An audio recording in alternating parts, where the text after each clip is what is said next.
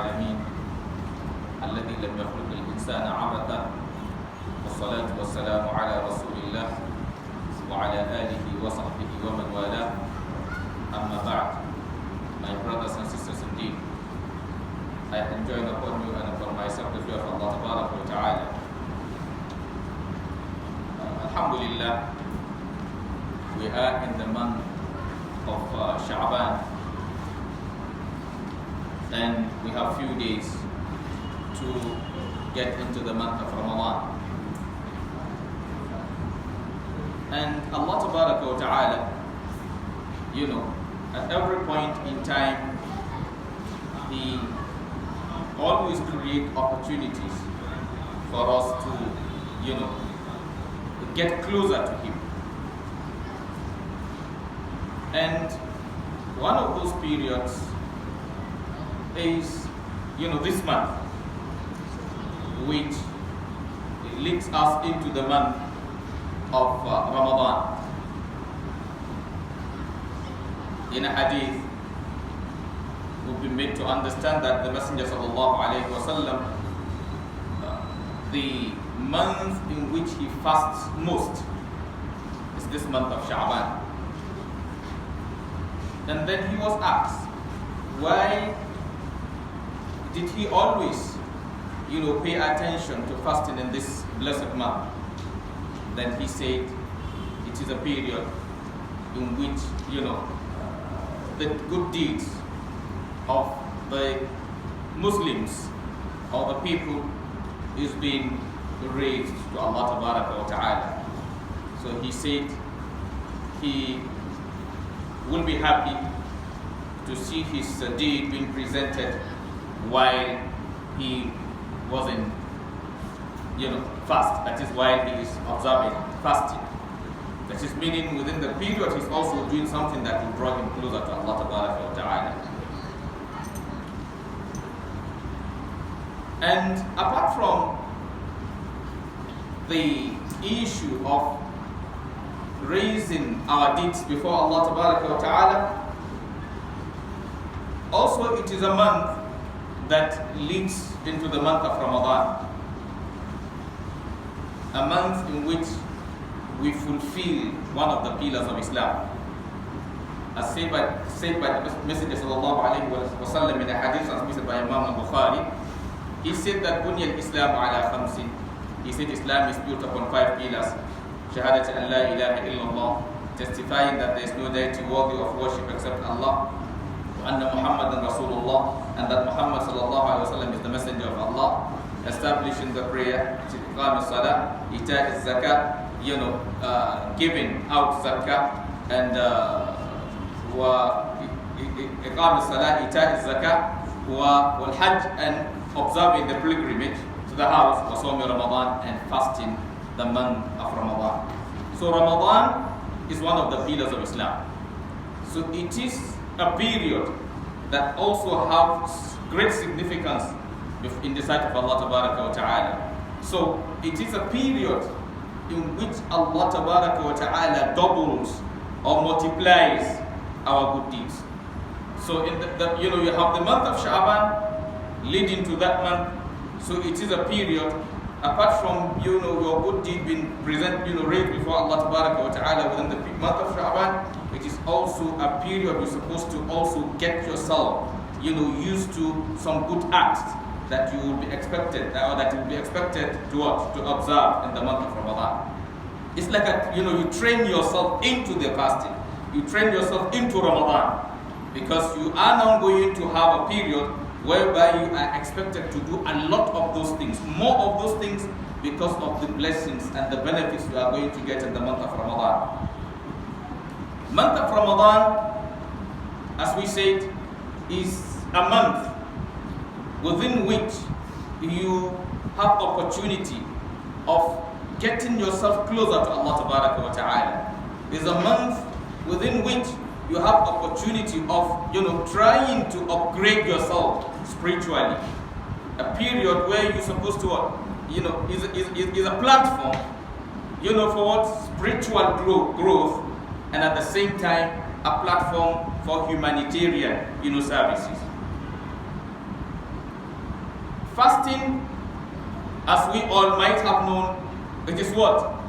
Al-imsak, that is restraining from eating, min al-akli wa shurb, from eating and drinking, wa kullu mufattiratin, and all things that vitiate the fasting, from fajr time till sunset, with intention of serving Allah Tabaraka wa Ta'ala. It is a period that a lot of opportunities are there for one, that Allah Tabaraka wa Ta'ala opportune to witness that period. It is the month of Quran. Allah Tabaraka wa Ta'ala said in the verse of the Quran that Inna anzalnahu fi laylatil qadr. We revealed it in the night of what? In the night of majesty, in the night of laylatul, the night of what? Al-Qadr. And Laylatul Qadr, that's another topic on its own. It is a very, very significant period in the life of a Muslim. And Quran is very, very important in the life of a Muslim. And that Quran is revealed in the month of Ramadan. So month of Ramadan is the month of Quran. Month of Ramadan is a month in which we are expected to read a lot of the Quran, to read as much as you can, more than any other period.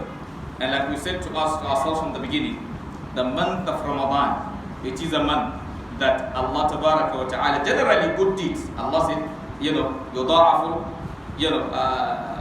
Allah doubles our deeds. He said, Al-Hasanatu bi'ashri amthaliha. When you do one good deed, Allah gives you what? A minimum of how many? 10 times of that good deed. And then He doubles it, even up to 700 times. 700 multiple, at a stage even without limit. So there are some acts that you do that no one can quantify the reward. And fasting the month of Ramadan is part of it. Because in a hadith transmitted by Imam Bukhari and Muslim, he said, Inna kulla amal ibn Adam la. He said, all the deeds of human being or children of Adam are meant for them. Illa siyam. He said, except the fasting. He said, فَإِنَّهُ لِي, it is meant for me, وَأَنَا أَجْزِي بِهِ. I am the one to give reward for it. So meaning no one can tell you this is the level or the amount or the weight of reward you will have for what? Fasting the month of Ramadan. In a hadith, the Messenger of Allah said that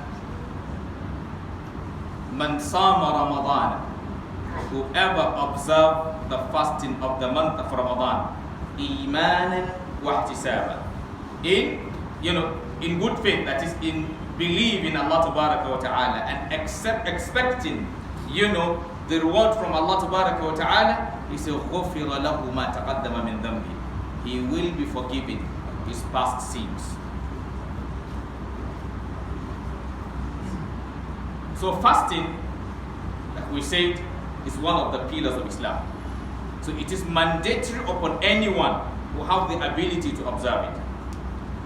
Allah Tabaraka wa Ta'ala in a verse of the Quran says, Ya ayyuhal ladhina amanu, O you who believe, kutiba alaykumus siyam. The fasting is being made obligatory upon you, kama kutiba ala alladhina min qablikum. The way it is being made obligatory upon the ummah or the generations before you, la'allakum tattaqun, so that you may attain what? Piety. So fasting or Ramadan, makes you more righteous. And when we talk about al-ibadah, as we say, fasting is an act of ibadah. Min ajall al-ibadat. It's one of the greatest acts of worship. And when we say worship, there is something I, from time to time, try to explain to us, or to brothers, whenever one have opportunity. Usually, human beings have this mentality. Anything he feels belongs to him, he takes good care of it. And what belongs to someone else, he pays what? Less attention to it. If you look at virtually, most of us, our attitudes, if in terms of clothes, you try to what? Get the best clothes, as best as you can, because you feel who is wearing it? You. So it's for you. or you get the most delicious food as good as you can, because you feel you are the one what? Enjoying it. So things that you think belongs to you, or you want to build your house, what happens? You want to build a house that is what? One in town. But anything they say ibadah, they say worship of Allah, you feel that is, most of us think it belongs to who? It belongs to Allah. So you give him what, you know, you can. But I want us to understand something. As a person, you have your body, the physical body, and you have the spiritual part of you. Most of us usually think the real us is the physical one. So it made us to take care of the physical one, that is your physical body. While in the actual sense, the real you know, that is misunderstanding, misconception. The real you is the spiritual one, not the physical one. That is your spirit, your soul. That is what is really you, not your body. Your body is the container. That container is housing you. So that container is not you. And that's why your spirit doesn't change, but your container changes. And because your spirit is not changing, no matter how bad or how good the container changes, if it is Muhammad while you are 1 day old, you are still Muhammad while 10 years old, you will still be Muhammad while 60 years old, and Muhammad while 100 years old, and Muhammad when you die. But the container changes. At a point they say what? An infant. At a period they call children, maybe in the class of children. You come to fall among the youth. Old, have it? Yes. You are weak. And how you will know the real you is your soul. Is whatever you think you are. And whatever you think you have. What gave you entitlement to that thing is that soul. The day immediately the soul disappears or the soul is taken, then you lose everything that is in this life. Yes. No matter how educated you are, all your certificates become useless the day you die. You won't use them. You don't need them over there. And when you will leave them back in this world, you won't use them and your children can inherit them. So it is only useful to you when you are alive. When you die, they become what? Useless. Anyone who attempts to use it, it will only implicate the person. I remember I do give us a story of one of our sisters who died. May Allah Tabaraka wa Ta'ala forgive her and grant her Jannah. You know, items were given for charity, and within the container or the box, all her educational documents were inside, and bank documents, some bank documents were inside. So at a point, I was calling them to come and collect it, nobody but us.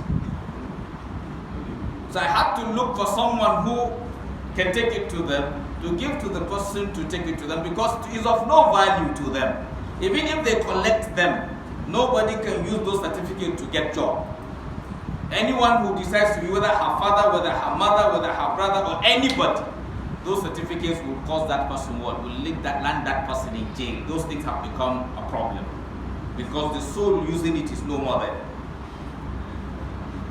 Oh, today you say, my wife, my wife, my wife. When you die, she becomes a widow and she becomes halal for someone else to marry.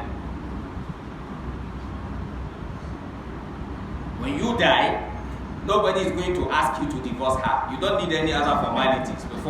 The moment you die, that connection what? Ceases automatically. So after her iddah, then she becomes lawful to someone. if she wants to go for another man.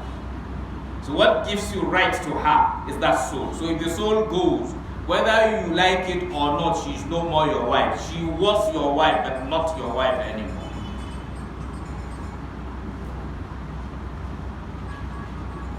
Oh, your properties. Even if you are the richest man in the whole world, then some people are the ones to decide what to put on you and where to put you. You don't have rights to control your wealth. It's no more your own money. It's no more your house. It becomes property of those who are supposed to inherit you.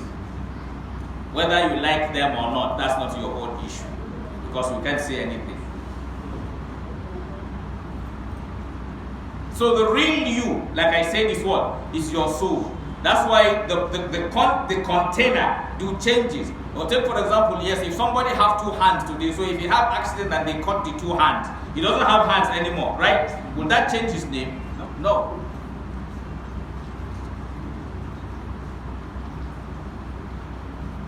And on the day of judgment, when everybody is resurrected, Muhammad in this world or Abdullah in this world is same Abdullah over there.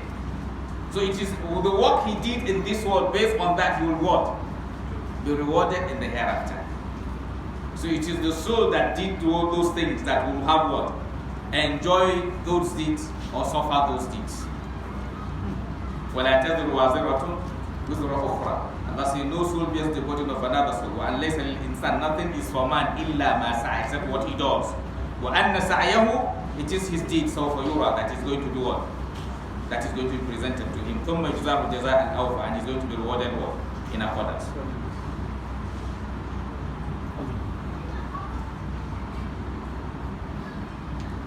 So that the physical body has what it needs, and your spiritual body has what it needs. So the spiritual body, what you use to take care of the spiritual body is what? Also spiritual. That is your ibadah.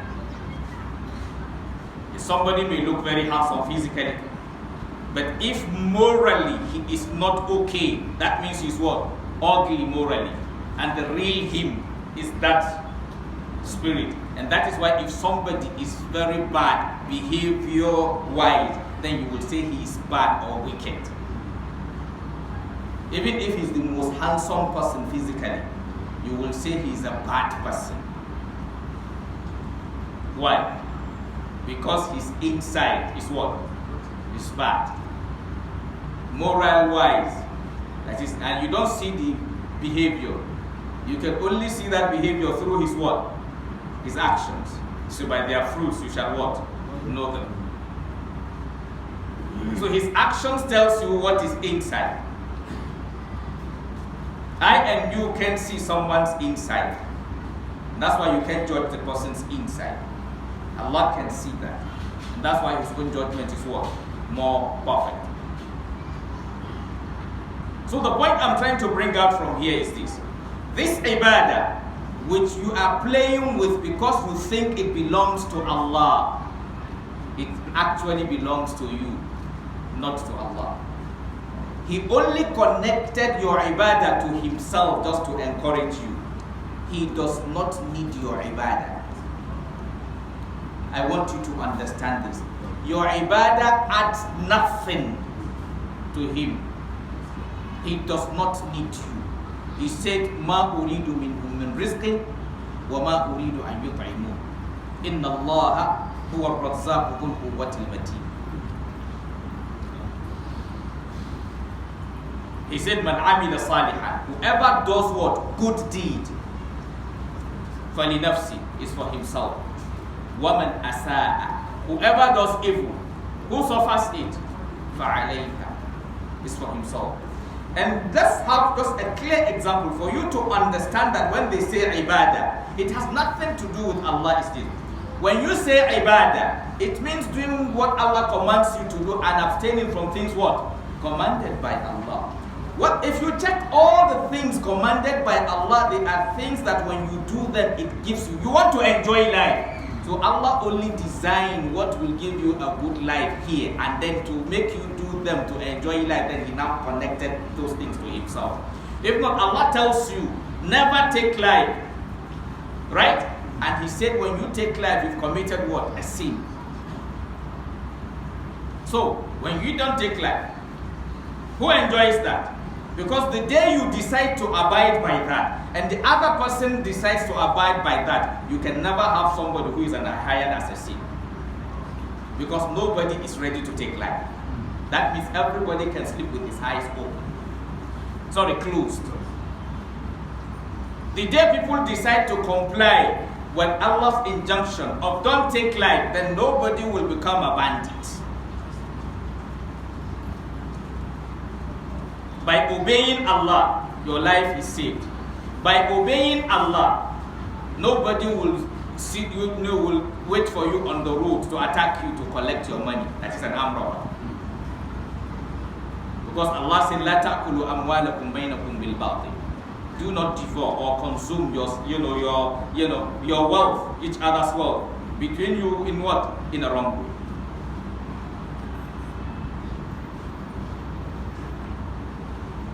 Allah Ta'ala prohibited us from what? Carrying weapons, to face ourselves. If we all obey, there will be no war in Ukraine. The Messenger ﷺ said in the hadith, إِذَا الْتَقَى الْمُسْلِمَانِ بِسَيْفَيْهِمَا الْفَالْقَاتِلُ وَالْمَقْتُولُ فِي النَّارِ. If two believers face themselves with their what? Weapon. Let's use the word weapon. He said the killer and the one killed both will go to where? To hell. So if as Muslims we will comply by that, you and your brother's car won't jam yourself and you go into your own car to pick spanner and he will go to pick what? Something to hit you. You can talk sensibly, reasonably, and solve your problem, and everybody lives happily. You will not hear the story of wife kill husband or husband kill wife. Because if there is misunderstanding between a wife and a husband, if they are going to comply with this messenger's injunction, they won't even carry weapon, talk less of using it. That is why when you look at Allah's injunction, He clearly made it, open to you in a verse of the Quran that it is something that will give you life. Life here, and then in the hereafter. Allah Ta'ala said in the verse of the Quran, Ya ayyuhal ladhina amanu, O you who believe, istajibu lillah, respond, answer to the call of Allah. Istajibu lillahi wa lirrasuli idha da'akum lima yuhyikum. Answer to the call of Allah and His Messenger when they both invite you or call you to what will give you life. Allah wants ease for you. He does not want what? Difficulty for you.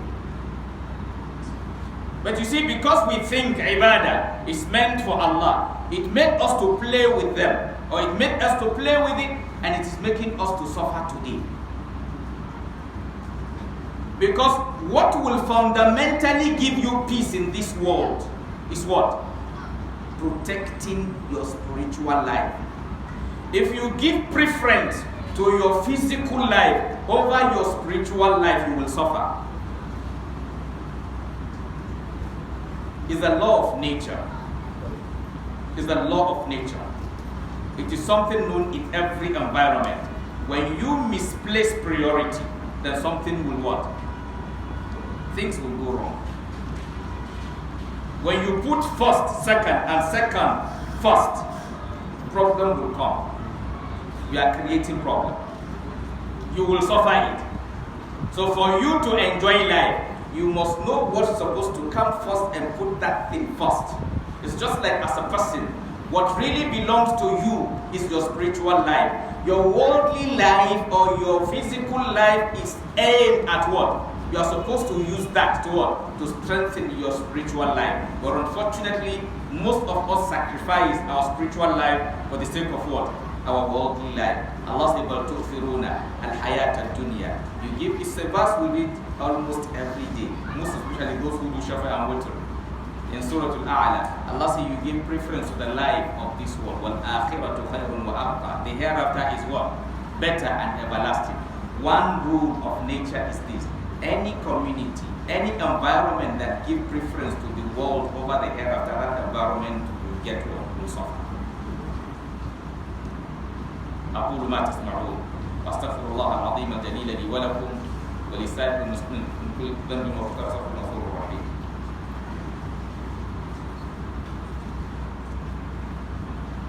الحمد لله رب العالمين والصلاة والسلام على رسول الله وعلى آله وصحبه ومن والاه. أما بعد عباد الله أوصيكم ونفسي بتقوى الله عز وجل. My brothers and sisters, indeed, as I said earlier, if any society that gives preference to the world over the hereafter will definitely suffer.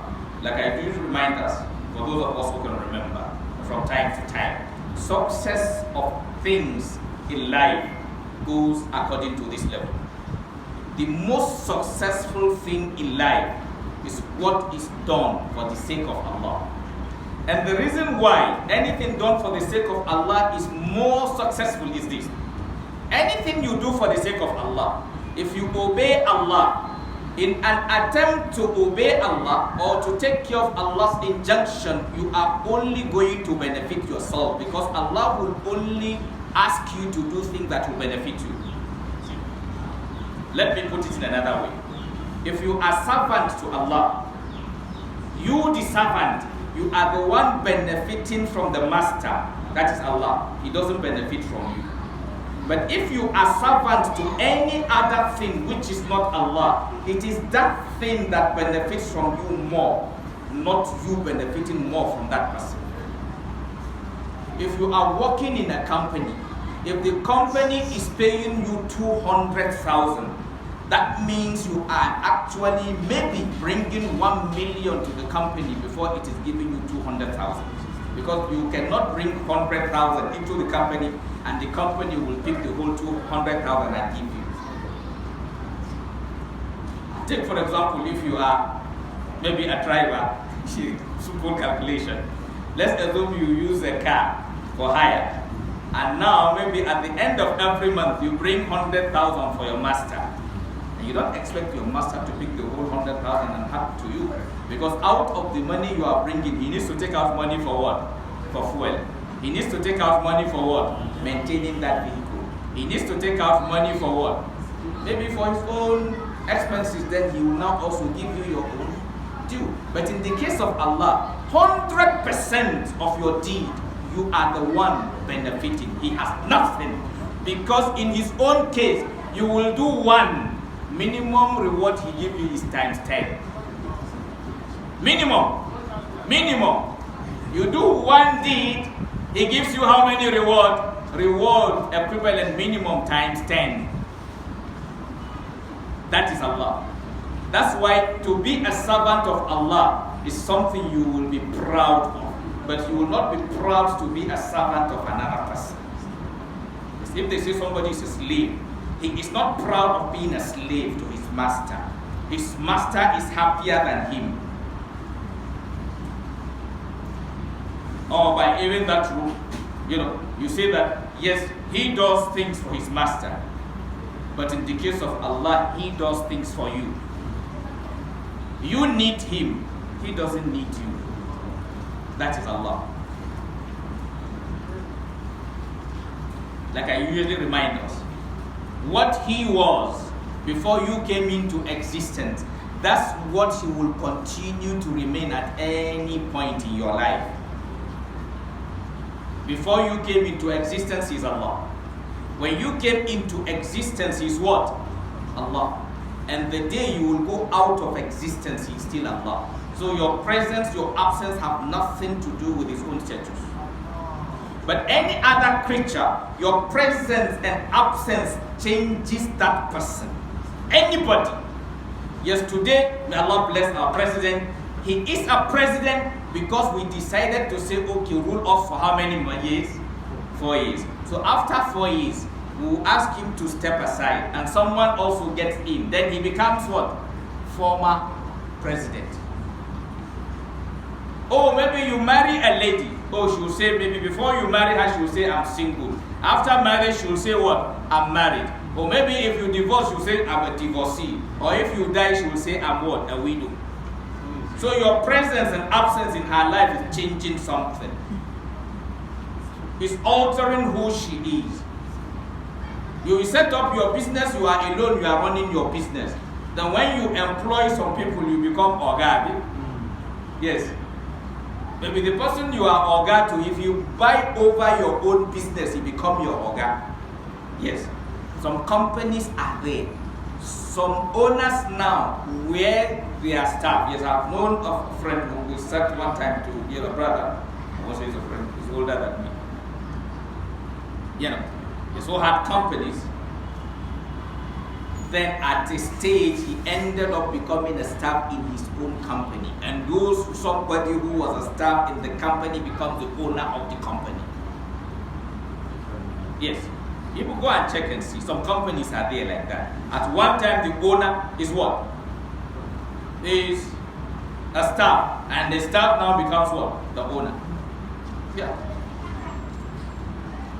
That is life. It is only Allah. You cannot tamper with his own status. But any other person. Today you can be number one, tomorrow you'll be number two.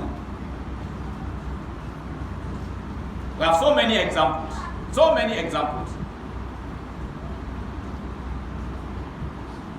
Oh, somebody who is under you yesterday, today what happens? You are under him. That's life. We check. Before, all our former presidents were the number one citizen of the country. So today they are not the number one. The current one is the number one. So the day the term of the current one expires, then he becomes second to the next one. That is life. وَتِلْكَ الْأَيَّامُ نُدَاوِلُهَا بَيْنَ النَّاسِ. That's what Allah said. You see, that is the days we are exchanging between people. So my brothers and sisters, indeed, Ramadan is an opportunity for us to draw ourselves closer to Allah. And like we said, drawing yourself closer to Allah is not about you thinking you are giving Allah something. You are building your house, you are building your future, you are making your life better. We cannot be crying, saying we want change in our country when we are not ready to change our attitudes. Ultimate change comes from Allah. Wallahi, if we all submit ourselves to Allah, there are some things that would automatically change without the government changing anything. The change you will have will be even more than the government changing anything. And let the government change whatever they want to change. There are certain level of disobedience to Allah, so long as we remain like that, those changes will not make the world better. We are like now, we are crying in Nigeria. It's all over the world. The entire world is getting worse. Don't think things are getting better. Don't think the problem is in your own place only. It is where you are. That is where it's people in Ukraine now. If you bring them to Nigeria, you are putting them in paradise. Yes. They can sleep better in Nigeria than where they are. People in Libya now, you can sleep better here than where? Than those ones. People in Iraq now, you can sleep in Nigeria better than what? And yes, we have our problems too. I'm not saying we don't have our problems. We have our problems. That is part of life. لَقَدْ خَلَقْنَا الْإِنسَانَ فِي كَبَدٍ. So my brothers and sisters, indeed, my appeal to myself and the rest of us is, let us not allow Ramadan to come and we did not achieve anything. And in order to achieve that, we need to begin to prepare ourselves from now. Let us use the coming Ramadan to change our country. And we can only change our country ultimately by changing our attitudes. Most of the things going wrong are going wrong because of our mentality, because of our thinking. It doesn't matter at whatever level. You as a Muslim, your life is to Allah. Anywhere you find yourself, no second of your life is owned by anybody. And you believe that Allah will hold you accountable for how you spend every second. Every second. That's what distinguishes you a Muslim from other people. That's what distinguishes you. So you will not be waiting for the leaders only to change the state. You ask Allah to change your state for you. I do say to us, just even if your own dependent, I have said this before, if your own thinking is that it is only the government that will save you from the situation you are in, you will not even get out of the situation. Because that is misplacement of priority. If you believe that ultimately the person who will change your situation is Allah, yes, let anyone do whatever he likes. You will get whatever Allah has written for you.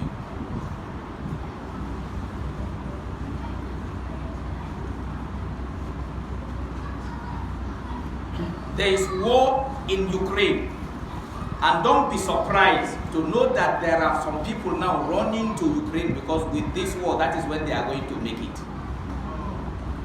Yes. As we say, there is problem there. Don't think it's everybody's problem. Some people are looking for where such a thing is happening. That is when they make their own money. Go and check.